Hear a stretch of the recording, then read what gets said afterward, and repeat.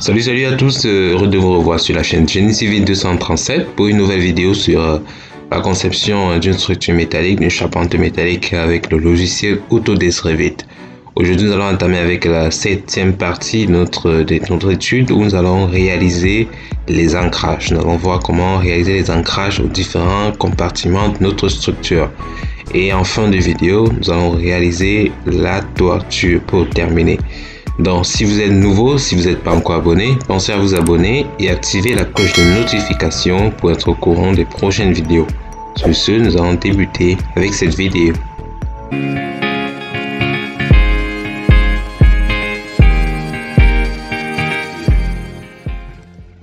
Lorsque vous êtes devant votre projet, Autodesk Revit offre une multitude d'éléments permettant de solidifier notre structure, de lier les éléments à les structures horizontaux et verticaux. Donc, de créer des assemblages entre les poteaux, les poutres, aux différents éléments, de créer des assemblages au niveau des semelles. Donc, ce que nous allons faire, je pense qu'il y a la vidéo 1 ou 2, je pense qu'on a débuté avec les assemblages au niveau des semelles. Vous voyez bien, on a créé des assemblages au niveau des semelles, juste ici.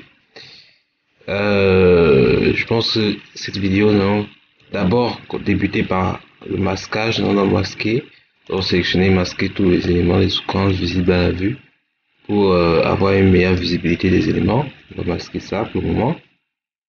Ensuite, je préfère qu'on commence par créer des assemblages d'abord au niveau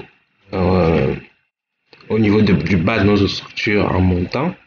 Donc, les assemblages vont être créés ici. Je pense que lorsqu'on fait structure, on va aller dans structure. On va prendre assemblage, bien sûr. Je pense qu'à la vidéo 1 ou 2, je vais montrer comment charger les différents assemblages dans votre projet. Donc, vous allez dans gérer, vous allez prendre paramètres de connexion, et puis vous allez charger tous les paramètres de connexion qui sont présents pour les assemblages. Donc, ça s'affiche là. Vous avez tous les paramètres de connexion. Vous devez sélectionner ce que vous voulez. Vous allez mettre ajouter d'un côté et puis valider OK. Et puis charger dans le projet. OK. Je pense que quand je regarde, même, je vais aller dans gérer. Je vais prendre ici. Je vais prendre paramètres de connexion. Je vois que connexion chargée dans mon projet, pied de poteau. Ce qu'on a utilisé pour au niveau des semelles. Pied de poteau avec travers, c'est pas ça qu'on a utilisé. Bon, on a chargé rien que les assemblages au niveau des semelles. Donc maintenant, je vais supprimer tout ceci. Je vais charger les assemblages pour les liaisons des poteaux poutres. Oui. Non, je vais laisser. Je vais revenir dans gérer. Donc paramètres de connexion. Je vais dire ça comme ça. Je vais charger les liaisons poteau-poutre. Donc, liaison poteau-poutre. On a assemblage par cornier tasseau, non? Je pense que c'est attache par cornier et grillage. Oui, je pense qu'on est là. On est là. Je pense que je vais prendre, commençant par attache par montant de 4 cordes. Non, je n'ai pas ça. Attache par cornier et grillage. Attache par cornier. Attache par double cornier, platine, attache par écueil vertical. Je pense que c'est tout. Bon, je vais sélectionner ça et j'ajoute dans ma liste. Je valide OK. Et puis je vais aller dans les assemblages. Je vais sélectionner ça. Donc attache cornier grillage. Je pense que c'est ça. Donc on va positionner, on va paramétrer. Donc je pense que c'est ça. Maintenant par exemple, je vais prendre cet élément. Je vais vous montrer juste un modèle et puis nous allons accélérer la vidéo pour gagner en temps. Donc nous allons effectuer une liaison entre les poteaux et les poutres jusqu'à ce niveau du toit. Poteau, poutre, nous allons effectuer tous ces éléments. Donc je vais faire des exemples et puis je vais accélérer la vidéo. Donc ce qu'on va faire, par exemple, je clique ici et puis je clique ici en appuyant sur la touche contrôle. Je clique. Quand les deux sont sélectionnés, j'appuie la touche entrée. Et puis le logiciel va me créer un assemblage entre les deux. Maintenant, il va falloir paramétrer ça. Donc, attendez que le système charge. Et puis le système va créer une liaison. Et puis ensuite, nous allons aller dans les paramètres pour gérer le nombre de boulons, pour gérer l'ancrage, ainsi de suite. Ok, une fois que l'assemblage a été fait, nous pouvons vérifier si l'assemblage a été bien réalisé. Ok, nous constatons que l'assemblage a été très bien réalisé. Dans le cas où vous constatez que l'assemblage n'a pas été bien réalisé, donc il n'en a pas 4 boulons ainsi, donc je vais désactiver aussi ça. Ok, si vous constatez qu'on n'a pas 4 boulons, l'opération pour paramétrer les boulons est très simple. Vous allez cliquer sur l'assemblage et puis vous allez venir dans modifier le type. Donc une fois dans les propriétés, vous allez dans modifier. Ici, ça permet de modifier le type de connexion, de paramétrer comme je viens de le dire. Donc c'est vrai que le logiciel est un peu lent.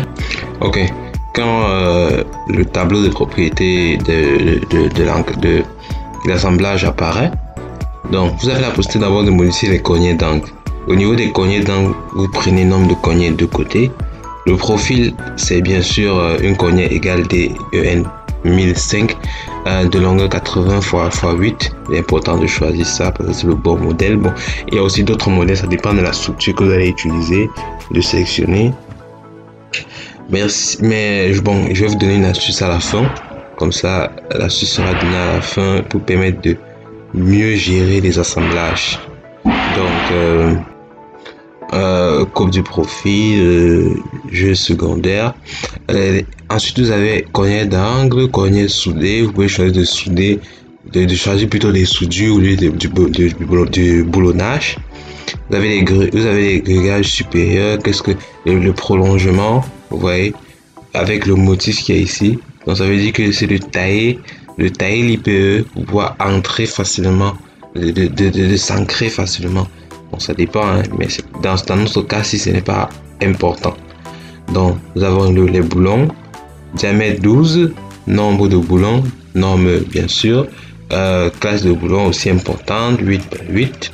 Bon, la classe sera déterminée. Je vais vous donner des astuces à la fin qui vous permettront de gérer. Ok, on a aussi d'autres spécificités telles que le boulon principal, boulon principal, chantier, atelier. Donc chantier, donc on pose tout ceci sur chantier, donc c'est pas assemblé à l'usine. Boulon horizontal, vertical, l'espacement entre différents boulons si on les paramètre, trou, câble, et ainsi de suite. Mais bon, on va voir ça vaguement pour le moment. On verra ça, je vais vous expliquer à la fin comme je l'ai dit. Bon, ensuite on valide OK. Comme je l'ai dit, je vais juste annuler. Vous validez OK jusqu'à la fin. Comme je l'ai dit, on va effectuer ceci sur tous les éléments liaison poutre poteau. Donc je vais accélérer la vidéo et on va se retrouver pour la deuxième partie qui sera sur l'assemblage des poutres de la toiture et des poteaux. Donc je vais accélérer la vidéo.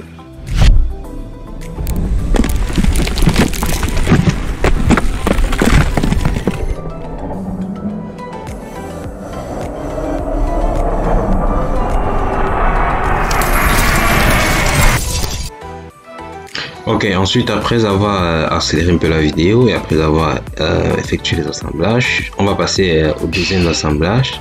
Donc après avoir utilisé des articulations à double cornier, poutre poteau, cette fois-ci nous allons utiliser des encastrements par extrémité poutre poteau. Donc toujours dans les assemblages, nous allons aller dans gérer, toujours charger nos familles de connexions. Donc cette fois-ci pour les connexions pour les encastrements aux extrémités, nous allons choisir, pour cela nous allons choisir, vous descendez jusqu'à la lettre E, je pense oui, vous allez voir encastrement par jarrette et inertie variable. Nous allons sélectionner tout ça, nous allons sélectionner les 3 modèles, donc encastrement par jarrette, 3 modèles. Nous allons ajouter à notre connexion chargée, ok, on valide. Ensuite on va dans structure, on va dans assemblage, on sélectionne l'assemblage qu'on nous avons chargé, pas celui-ci, c'est, je pense, non pas celui-ci, bon c'est ça, encastrement par jarrette boulonnée sur L là, ok c'est bon, vous sélectionnez ça, ensuite vous cliquez sur la poutre, vous cliquez sur le poteau, et puis vous tapez entrée. Automatiquement le système va créer un assemblage. On dit qu'il y a une erreur. Ok, d'accord, ça ne marche pas pour une seule raison. C'est parce que la disposition du poteau n'est pas bien faite. Donc vous allez cliquer sur le poteau, vous allez appuyer ta touche tabulation, ce qui va changer la position par rapport à la poutre. Et je pense qu'à partir de là, l'assemblage va être parfaitement modifié. Je tiens aussi à rappeler qu'il y a des poutres ci et ci. J'ai fait un décalage ici de moins 0,5, décalage de hauteur. Ok, nous allons reprendre, nous allons prendre assemblage, nous allons prendre encastrement jarrette boulonné par L. Nous allons cliquer sur le poteau et appuyer la touche entrée. Ok, maintenant je pense que ça va positionner l'élément. Mais ok, ça a positionné l'élément. Mais je veux donc une fois que c'est positionné, il revient juste à modifier dans les paramètres, modifier le type, modifier la disposition des éléments, comme on l'a fait depuis le début. Donc modifier là. Je pense qu'il va falloir modifier la disposition d'abord des boulons. On va disposer une jarrette extérieure ici. Bon, donc j'arrête d'abord, j'arrête ce côté, d'accord. Je pense pas qu'on a besoin de jarrettes de deux côtés. Hein. J'arrête ce côté. Profil plat. Non, c'est le bon profil, je pense, oui. Longueur de contreblatine, d'accord. Je pense que ça valait par défaut. Plat, j'arrête. Non, non, c'est pas nécessaire. Console. Bien sûr, la console est importante. Ok, ajouter une console. Parce que on va mettre une tôle là. Il va falloir prolonger pour que la tôle se sorte jusqu'à l'extérieur. Donc, dimension IP 300, je pense que c'est bon. IP 270, parce qu'on a, je pense, une poutre IP 270. Donc, je pensais plus à une IP 270 là. Mais je vois que, oh, ok, 270. Alors, un IP 270. Éclimé, d'accord, c'est parfait. Platine, bien sûr. Bien sûr, on a déjà une platine. Ok. Une coiffe. Pas nécessaire. Au niveau des blonds maintenant. Blond diamètre 16. D'accord. C'est parfait. Classe. Ok. Un nombre de côtés. Blond distance. Maintenant, il y a la distance. Je pense que normalement, les boulons ne doivent pas ressortir comme ça. Je pense que normalement, on doit avoir 6 boulons. Que la structure soit stable, mais maintenant, c'est défini par dimensionnement. En rangée, je pense qu'on a 3 rangées ici. Et on va avoir 2 rangée, distance, distance. Oh, ok, je vois. Donc, on va avoir une groupe 2. Groupe 1, donc groupe 2. Oui, c'est une rangée. Là, c'est deux rangées. Groupe 3, groupe du haut. Donc, je pense que c'est 3 rangées. Comme ceci, maintenant, il va falloir vérifier les distances. Maintenant, les distances. Distance 2. Distance 2, distance 1, 0,1 ici.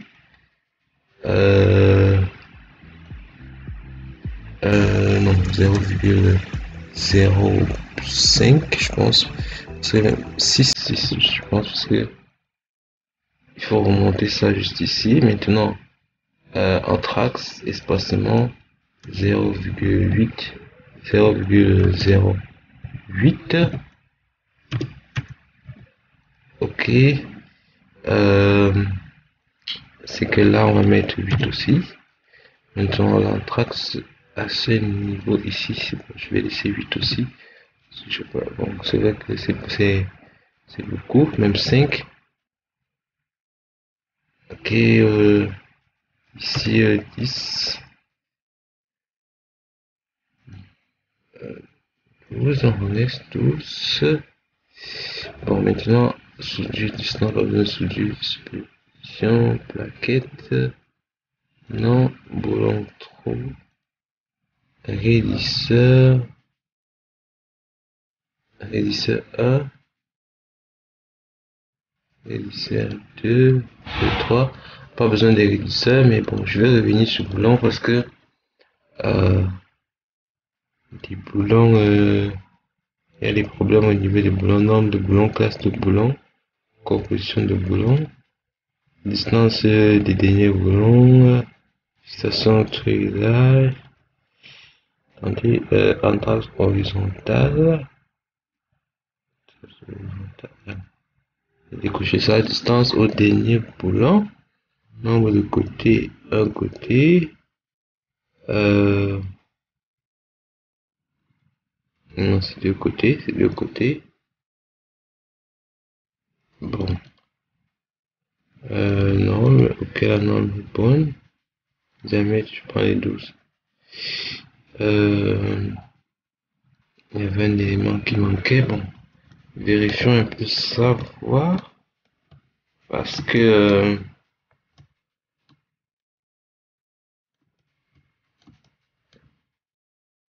bon, c'est ça que je dis, ça doit apparaître que d'un seul côté. Donc ça veut dire que s'il y a de l'autre côté, ce n'est pas du tout bon. Donc on va revenir aux distances.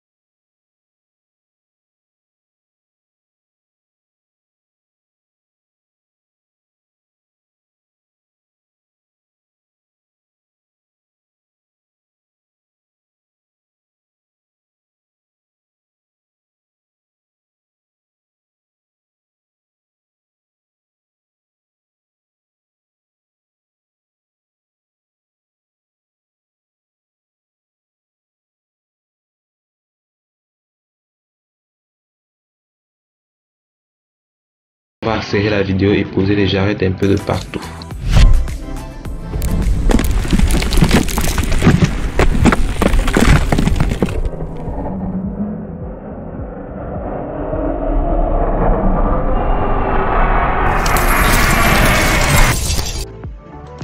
Ok, une fois que c'est terminé, nous allons passer à la suite. Cette fois-ci, nous allons prendre l'assemblage poutre sur poutre, jarrette d'extrémité. Toujours aller dans gérer, dans charger la connexion. Donc, cette connexion spécifique là, je pense qu'on va chercher dans la liste. Assemblage tuyauterie, non, pas ceci. On va descendre. Voilà, double jarrette de fêtage. Je pense qu'on va sélectionner ça. On va ajouter dans la liste. Je pense que c'est tout. Jarrette de fêtage. Prends aussi ça, on ajoute aussi ça. On a platine de poutre brisée. Pas du tout. Ok, je pense que c'est bon. Ok. Là, on va aller dans structure assemblage. On va prendre bien sûr ce qu'on vient de charger, jarrette de fêtage. On va cliquer et on va sélectionner nos deux poutre. On va taper la touche entrée. Donc on va créer cette liaison là à ce niveau, comme vous le voyez. Ok. Maintenant, comme je l'ai dit toujours, on va serrer la vidéo pour que ça soit un peu plus rapide. On va positionner juste ici entre poutre et poutre d'extrémité. Ok, une fois que c'est fait, nous allons passer à l'assemblage des poutres au niveau de la toiture. Cette fois-ci, nous allons aller dans gérer. On va prendre connexion. On va prendre échantillon, une panne. Je pense que c'est échantillon. Voilà, c'est ça. Échantillon, une panne. On cherche dans tout. Je pense échantillon, une panne. Je pense que c'est rien que ça. Ok. Nous allons aller dans structure, on va prendre assemblage, échantillon, une panne, je pense que c'est ça. Ok, vous cliquez sur l'élément, vous tapez la touche entrée. Normalement, ok, on a ça, parfait. Ok, bon, on va faire ceci sur tous les éléments de structure. Comme je l'ai dit, on va accélérer la vidéo. Tous les éléments qui se trouvent au niveau du toit, nous allons effectuer ceci. Ok, une fois que ça a été positionné, on a positionné nos éléments ici. Bon, vous savez que dans l'assemblage d'une structure, par rapport à ses charges, l'assemblage n'effectue pas au hasard. L'assemblage se fait à partir d'un dimensionnement, à partir d'une analyse. C'est vrai qu'à partir de Autodesk Revit, on peut effectuer des analyses. Par exemple, je peux cliquer sur cet assemblage. On va vous voyez analyse structurelle non calculée, vu que ça n'a pas été vérifié par rapport à la charge. Mais on peut effectuer les analyses et les calculs et déterminer les assemblages à travers le logiciel robot. Donc, dans la prochaine vidéo, nous verrons comment déterminer précisément les assemblages, les boulons, les types d'assemblages utilisés en fonction de la structure. Donc, importer le logiciel, importer la structure au niveau de robot. Et puis nous allons effectuer le calcul. Mais avant cela, dans la prochaine vidéo, nous allons d'abord positionner la toiture pour l'architecture. Et aussi, pour tous les amoureux de génie civil, nous avons mis à votre disposition une formation en robot structural analysis pour le dimensionnement des structures en béton armé. Donc, une formation de qualité. Donc, n'oubliez pas de nous contacter. Une formation qui aura lieu à Douala, à Bonamoussadi, quartier Bonamoussadi. N'oubliez pas de nous contacter au 695 11 34 01. Je vous dis à bientôt, passez une bonne journée, peace.